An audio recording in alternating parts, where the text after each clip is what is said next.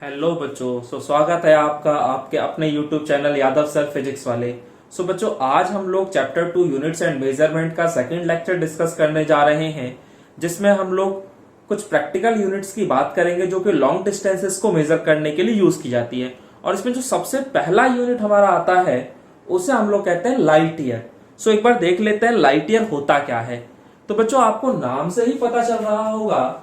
अगर मैं light year की बात कर देता हूं, लाइट ईयर, तो लाइट ईयर आपको नाम से ही पता चल रहा होगा कि लाइट के द्वारा एक साल में जो डिस्टेंस ट्रेवल किया जा रहा है उसी को हम लोग लाइट ईयर कहते हैं।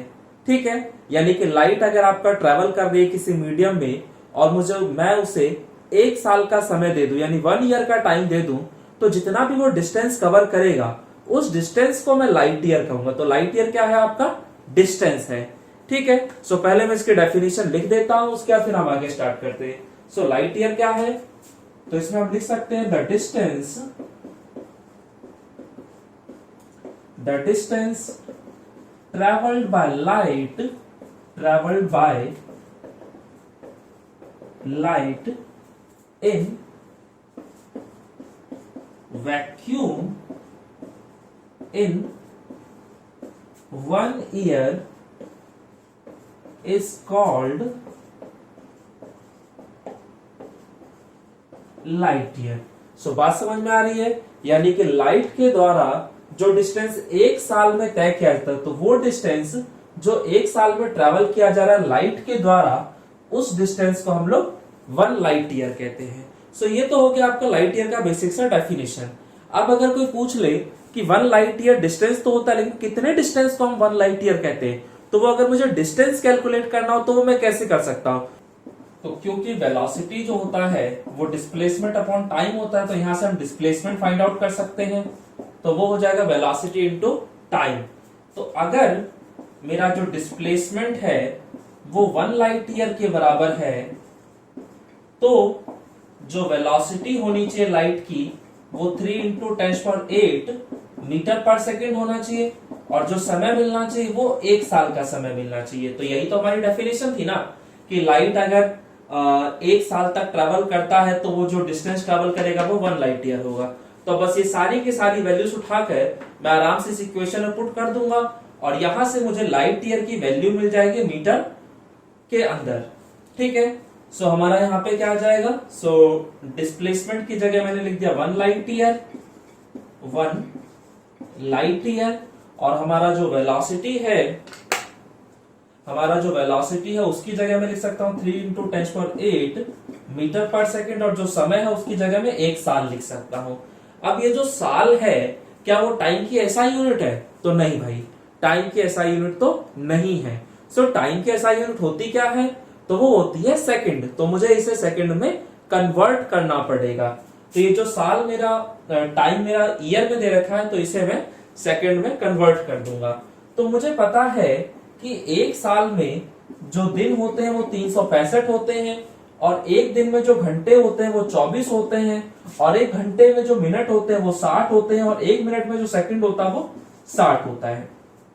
तो इस तरह से मैंने 1 ईयर को सेकंड में कन्वर्ट कर लिया। और अब जब आप इन सबको मल्टीप्लाई करेंगे तो यहां पे जो आपका आंसर आएगा वो आएगा 9.467 इंटू 10⁻15 मीटर। यानी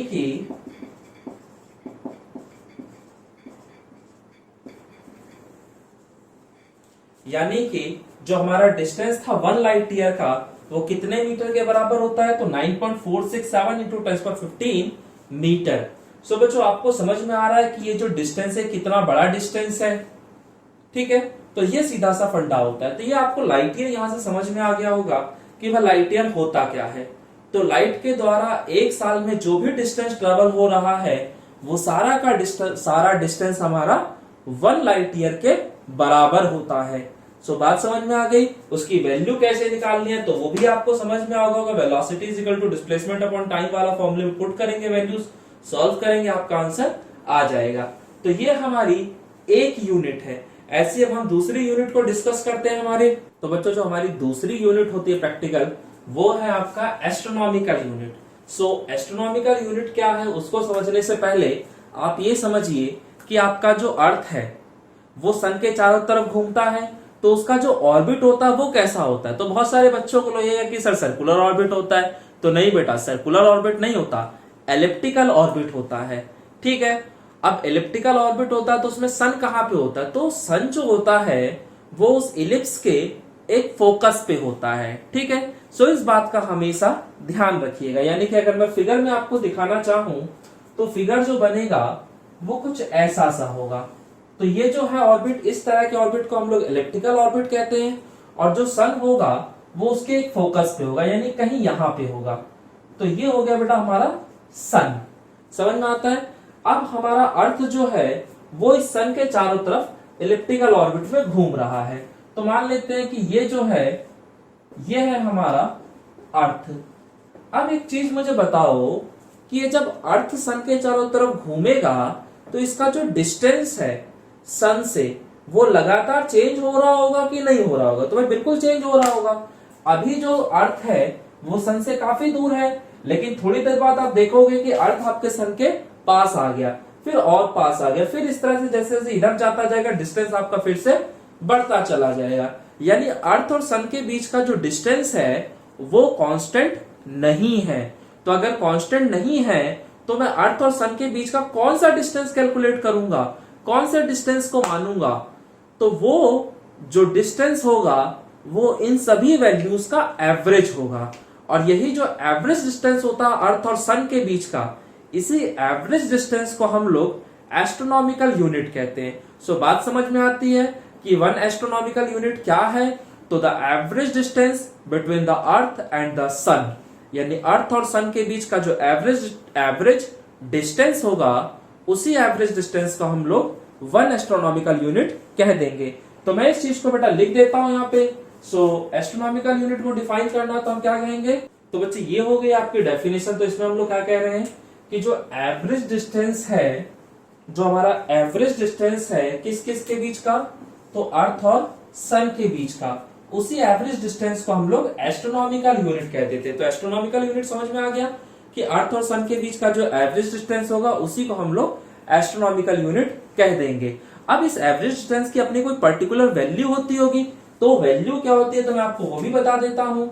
सो one astronomical unit is equal to 1.496 into 10⁻11 metre. यानी अर्थ और सन के बीच का जो एवरेज डिस्टेंस होता है वो 1.496 इंटू 10⁻11 मीटर होता है। सो बच्चों आपको समझ में आ गया होगा कि एवरेज डिस्टेंस क्या होता है। अब इसके बाद यहाँ पे एक और यूनिट हम लोग यूज करते हैं जिसे हम लोग कह देते हैं पैरलास्टिक सेकंड या फिर पारसेक। तो ये पैरलास्टिक सेकंड या पारसेक क्या होता है एक बार हम उसको भी देख लेते हैं। ठीक है बच्चों? तो बच्चों जो हमारा नेक्स्ट टॉपिक है वो है पैरलास्टिक सेकंड या फिर पारसेक। और ये जो है ये लॉन्ग डिस्टेंस को मेजर करने की सबसे बड़ी यूनिट होती है। और इसे हम लोग डिफाइन कैसे करते हैं? तो हम कह सकते हैं the distance eight which an arc of 1 AU subtends an angle of 1 second is called 1 parallastic second। तो मैं इसको समझाऊं तो मैं कह सकता हूं कि अगर मान लिया जाए ये एक सर्कुलर आर्क है और इस सर्कुलर आर्क की जो लंबाई है, अगर सर्कुलर आर्क की लंबाई 1 AU है और यहाँ पे सेंटर पे जो ये एंगल बन रहा है इस आर्क की वजह से, अगर वो 1 सेकेंड का है तो ये जो डिस्टेंस होगी इस डिस्टेंस को मैं 1 पारसेक कह सकता हूं। सो बच्चों बात समझ में आती है कि 1 पारसेक हम किस डिस्टेंस को कहते हैं? तो वो डिस्टेंस जिसपे 1 AU का आर्क 1 सेकेंड का एंगल बनाता है, सो उस डिस्टेंस को मैं 1 पारसेक बोल देता हूं। सो बात समझ में आ रही है? तो इसी चीज को बकायदा मैंने लिख भी रखा है कि the distance eight which an arc of 1 AU subtends an angle of 1 second. तो ये आपका जो एंगल है ये 1 सेकेंड का है और कितने डिस्टेंस पे? तो 1 AU का आर्क। यानी कि अगर हमारा आर्क हम देख रहे हैं तो हमारा 1 AU का आर्क अगर 1 सेकेंड का एंगल बनाता है तो वो जो डिस्टेंस होगा उसे हम 1 पारसेक कह सकते हैं। तो अगर कोई पूछे कि इस 1 पारसेक की वैल्यू बताइए तो आप बहुत आसानी से बता सकते हैं। यहाँ पे आपको सीधा सीधा दिख रहा है कि theta is equal to L/R, वही वाला फॉर्मूला लग जाएगा। तो हमारा जो यहाँ फॉर्मूला लगेगा वैल्यू निकालने के लिए वो होगा angle is equal to length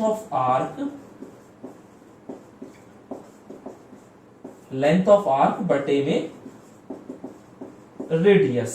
ठीक है, अब एंगल को हम लोग रिप्रेजेंट कर देते हैं थीटा से, लेंथ ऑफ आर्क को एल से और रेडियस को आर से। तो हमें ये जो चीज है ये बेसिकली सर्कुलर आर्क का रेडियस है ना, तो मुझे रेडियस निकालना है। तो आर इज इक्वल टू आ जाएगा एल बटे में थीटा। अब यहाँ पे जो लेंथ ऑफ आर्क है मेरा वो 1 AU है और जो एंगल है वो 1 सेकेंड का है। तो मुझे दोनों को ही SI यूनिट में कन्वर्ट करना पड़ेगा। तो अब आपको पता है कि 1 AU जो होता है वो कितना डिस्टेंस होता है, किस डिस्टेंस को हम लोग 1 AU कहते हैं। तो अभी मैंने पढ़ाया था आपको कि 1.496 इंटू 10⁻11 मीटर, ये जो डिस्टेंस होगा इसी को हम लोग 1 AU कहते थे। और जो 1 सेकंड है उसे मुझे कन्वर्ट करना पड़ेगा रेडियन में, क्योंकि एंगल की जो SI यूनिट होती है वो तो आपका रेडियन होती है ना, तो हमें इसे रेडियन में कन्वर्ट करना पड़ेगा। बात समझ में आती है? सो हमें इसे रेडियन में कन्वर्ट करना पड़ेगा। सो इस बात को आप लोग ध्यान रखिएगा। अब रेडियन में कन्वर्ट कैसे करना है, तो आपको ये पता होना चाहिए कि जो हमारा 1 सेकंड होता है वो 1/60 मिनट के बराबर होता है। और 1 मिनट में कितने डिग्री होते हैं, तो 1 मिनट में 1/60 डिग्री होता है। और 1 डिग्री में कितने रेडियंस होते हैं, तो पाई बटे 180 रेडियन होते हैं। तो यहां आ जाएगा पाई बटे में 180। तो ये ध्यान रखिएगा, ये होता है आपका तरीका सेकंड को रेडियन में कन्वर्ट करने का। ठीक है, तो इस चीज को मैं भी लिख के दिखा दूंगा आपको। फिलहाल के लिए आप ये लिख लीजिए कि 1/60 इंटू में 1/60 इंटू में पाई बाय 180। ठीक है, अब यहां पे आ गया इसका रेडियन। तो इसको जब आप सॉल्व करेंगे पूरे को, तो यहां से जो आपको वैल्यू मिलेगी वो होगी R is equal to 3.08 into 10⁻16 metre. So बच्चों आपको बात समझ में आ रही होगी। तो ये जो डिस्टेंस है, ये डिस्टेंस हमारा क्या बता रहा है, तो ये बता रहा है हमारा 1 पारसेक को।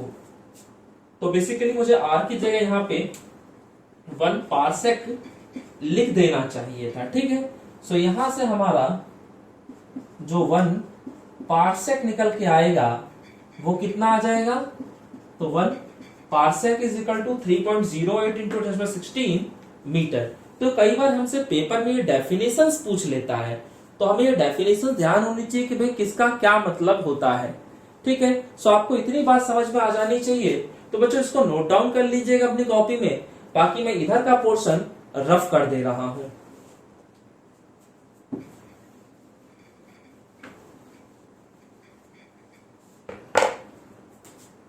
तो बच्चों इस चीज को आप नोट डाउन कर लीजिएगा कि 180 degree is equal to pi radian. तो 180 डिग्री पाई रेडियन के बराबर होता है, तो 1 डिग्री किसके बराबर होगा, तो पाई बटे 180 रेडियन के बराबर होगा। तो ये तो हो गया डिग्री और रेडियन का हिसाब। अब ऐसे ही अगर मैं बात करता हूं तो हमारा 1 डिग्री में कितने मिनट्स होते हैं, तो 60 मिनट होते हैं। तो अगर 1 डिग्री में 60 मिनट है तो 1 मिनट में कितनी डिग्री आ जाएगी, तो 1/60 आपका डिग्री आ जाएगा। तो ये आप लोग ध्यान रखिएगा कि 1 मिनट जो होता है वो 1/60 डिग्री के बराबर होता है। ऐसे ही अगर मैं बात कर देता हूं कि 1 मिनट में कितने सेकंड्स होते हैं, तो 60 सेकंड्स होते हैं। तो अगर 1 मिनट में 60 सेकंड है तो 1 सेकंड में कितने मिनट आ जाएंगे, तो 1/60 मिनट। सो ये आपके तीनों रिलेशंस थे जो मैंने यहाँ पर यूज किया है। तो बच्चे यहाँ पे मैं सेकंड से रेडियन में जा रहा था, तो 1 सेकंड बराबर 1/60 मिनट, और 1 मिनट के अंदर 1/60 डिग्री हो जाता है, और 1 डिग्री के अंदर पाई बटा 180 रेडियन हो जाता है। तो ये जो मैंने लिखा था वो यहीं से सब लिखा हुआ था। तो इस टेबल को थोड़ा सा आप ध्यान रखिएगा।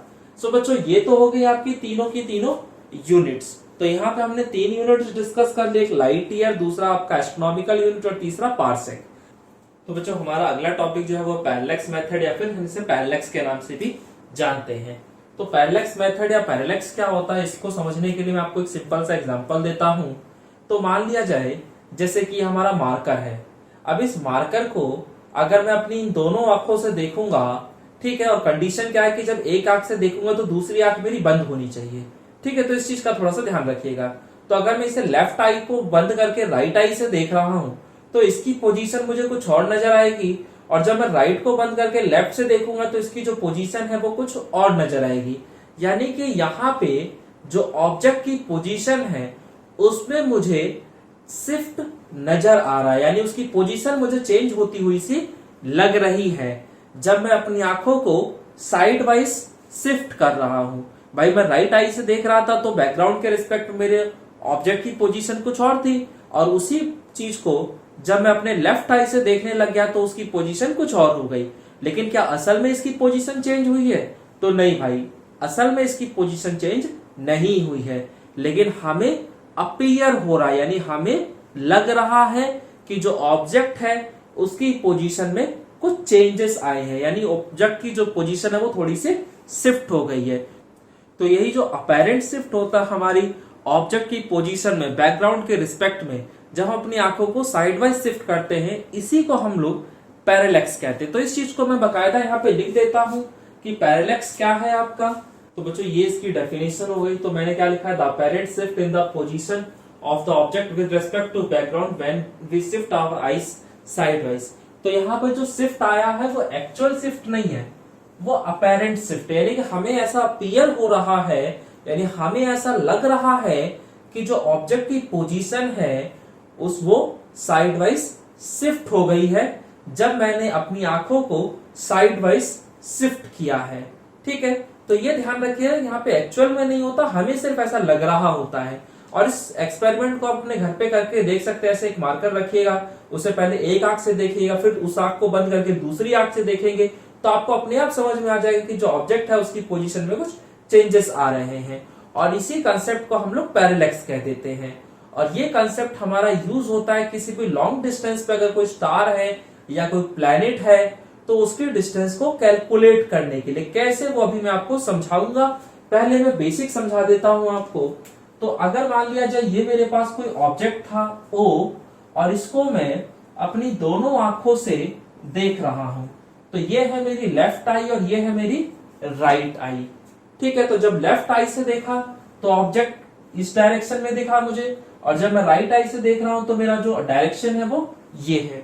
तो इन दोनों डायरेक्शंस की वजह से यहाँ जो एंगल बन रहा होगा, इस एंगल को हम लोग पैरेलैक्स एंगल कहते हैं या फिर पैरेलास्टिक एंगल कहते हैं। और ये जो दोनों हमारा पॉइंट्स ऑफ ऑब्जर्वेशंस हैं, पहले मैं इस पॉइंट से देख रहा था और फिर मैं इस पॉइंट से देख रहा था, तो ये जो मेरे दोनों पॉइंट्स ऑफ ऑब्जर्वेशन है इनके बीच का जो गैप होता है, इस गैप को हम लोग कहते हैं बेसिस।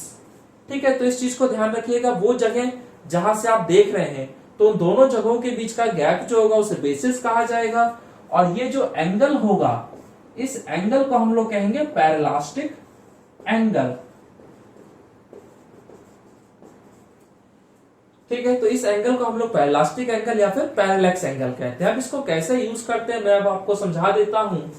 तो यहाँ पे अगर हम बात करते हैं कि मैं अर्थ की सरफेस पे हूं, मैं अर्थ की सरफेस पे, पहले मैं इसको रफ कर दिया, आप नोट डाउन कर लीजिएगा, ये आपके काम आएगा। ठीक है, ये मैंने कंसेप्ट को बताने के लिए बताया। अब मैं प्रैक्टिकल सिचुएशन आपको दिखाता हूं।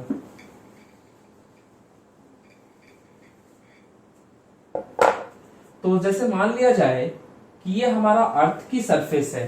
ठीक है, ये हमारा अर्थ है जहां पे मैं खड़ा हूं, और ये मान लिया जाए हमारा है मून,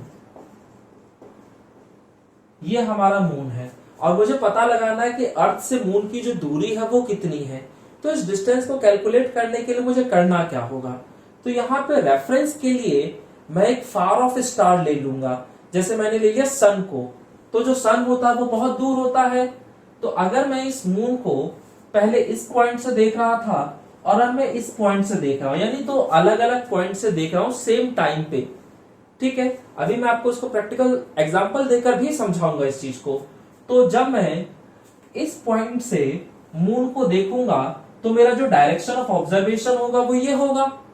ठीक है, तो एक बार मैं मून को देखूंगा और एक बार मैं फार ऑफ स्टार को देखूंगा। तो ये है हमारा कोई फार ऑफ स्टार, जिसे हम कह रहे हैं अभी फिलहाल सन।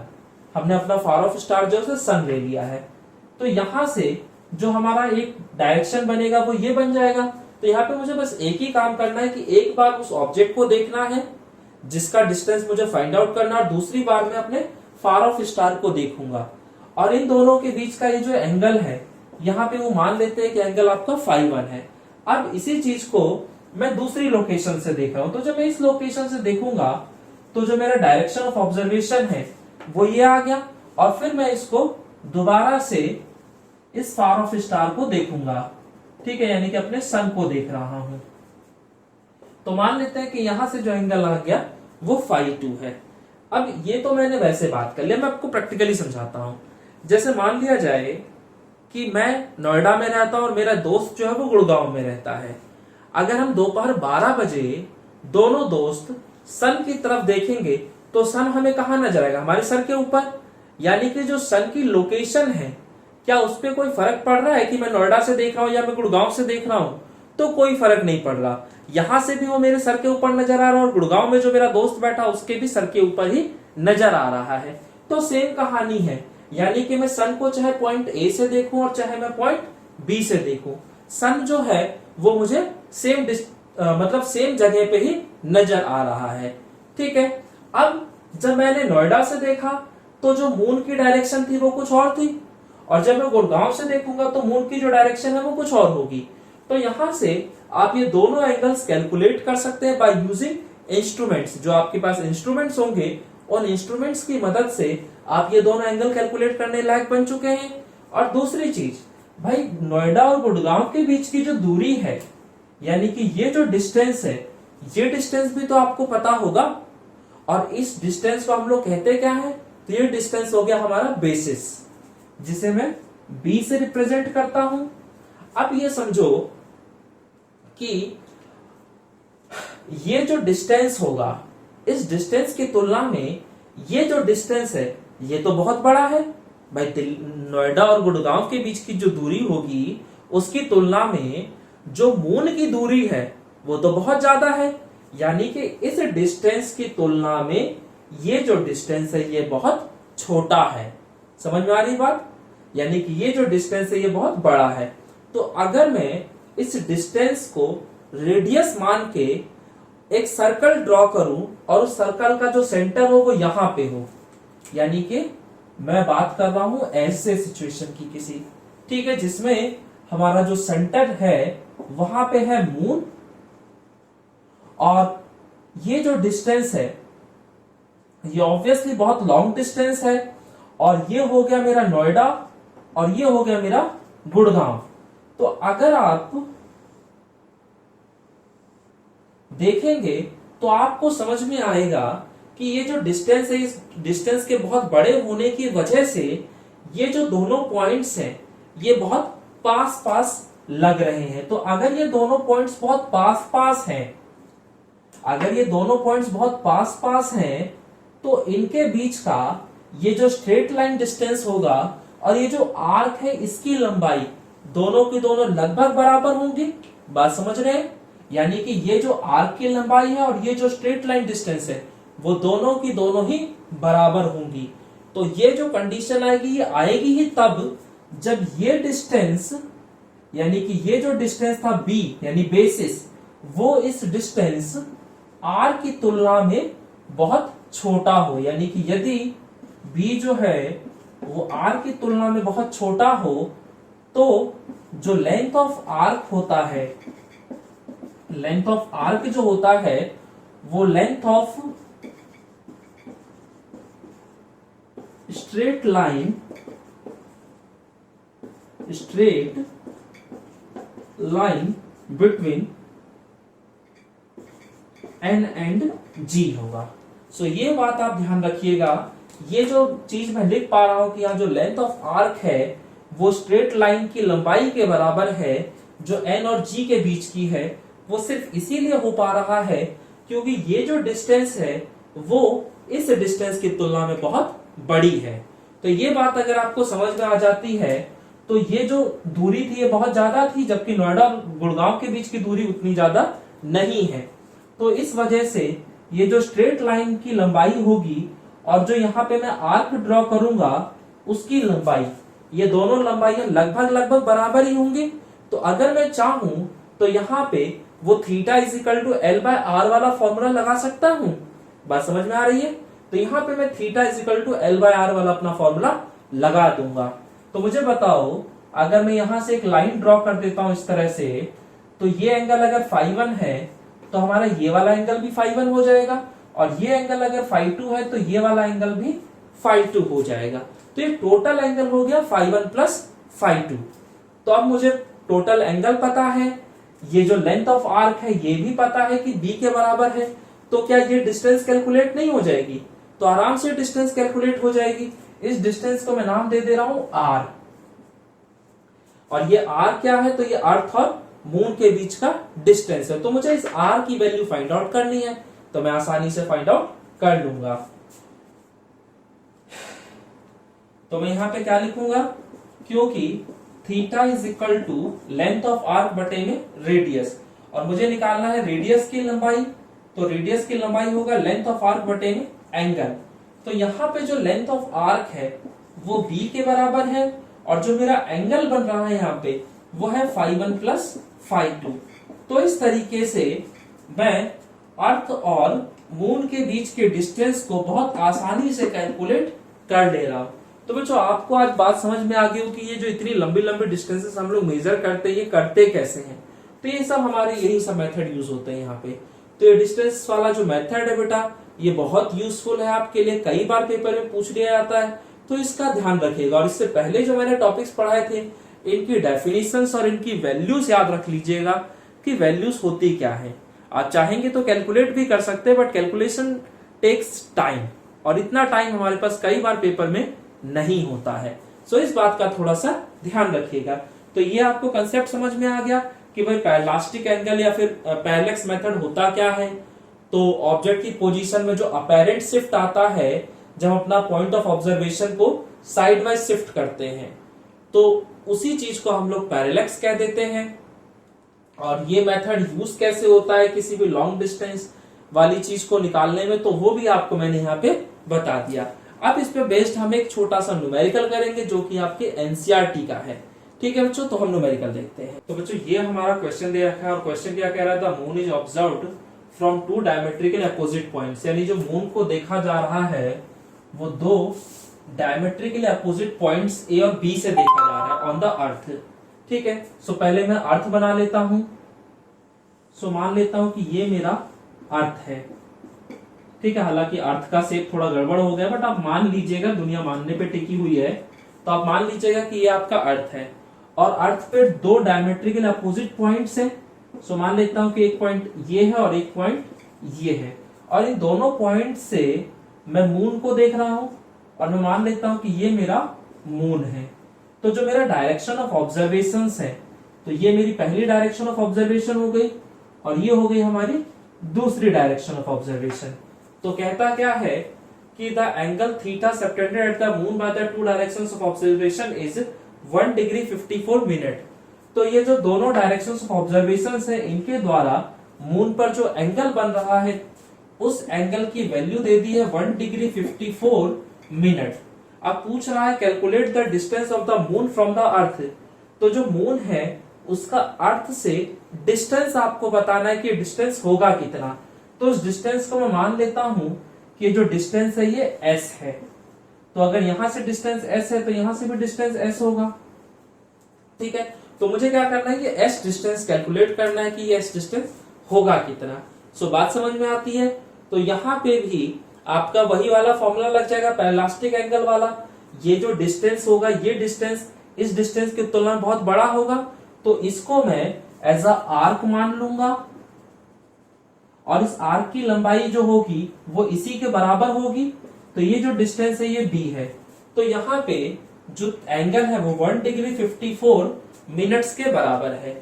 अब आपको पता है कि एंगल की जो एसआई यूनिट होती है वो तो रेडियन होती है। सो हमें क्या करना पड़ेगा, इसे रेडियन में कन्वर्ट करना पड़ेगा। अब आपको पता है कि डिग्री और मिनट में जो डिग्री है वो बड़ी होती है, तो हम क्या करेंगे, पहले बड़े से छोटे की तरफ जाएंगे क्योंकि वो ज्यादा आसान होता है।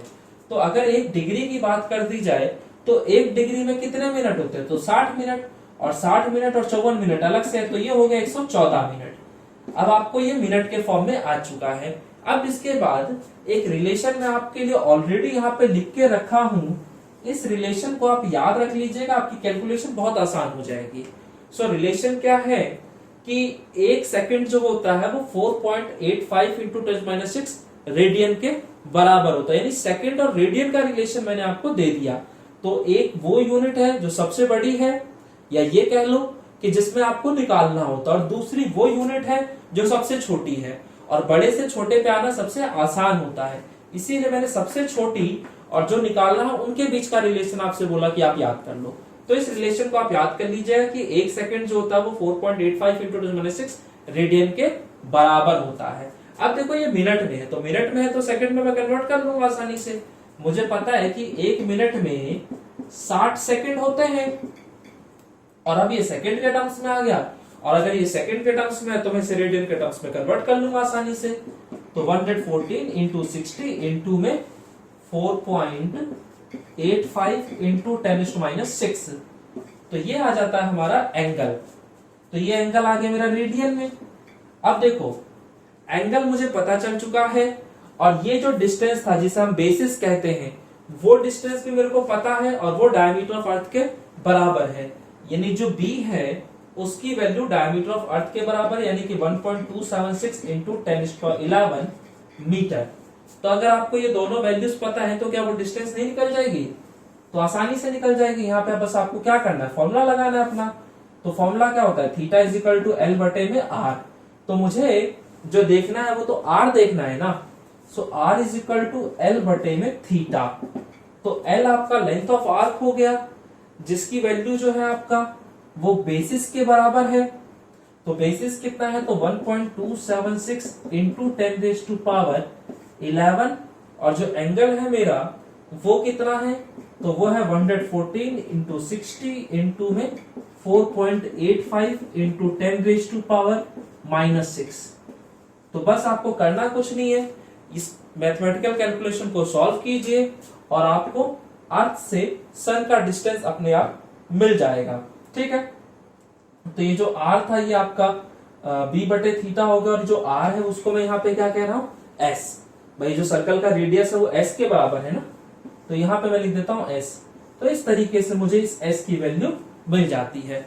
सो बच्चों ये था हमारा आज का टॉपिक। नेक्स्ट क्लास में हम लोग अगला टॉपिक करेंगे जो कि हमारी डिराइव्ड क्वांटिटीज होंगी। सो बच्चों आई होप कि आपको वीडियो पसंद आई होगी।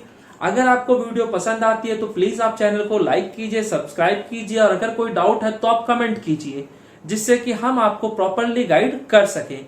सो बच्चों रखिए अपना ख्याल, बाकी मिलेंगे हम लोग नेक्स्ट क्लास में। सो बच्चों तब तक के लिए बाय।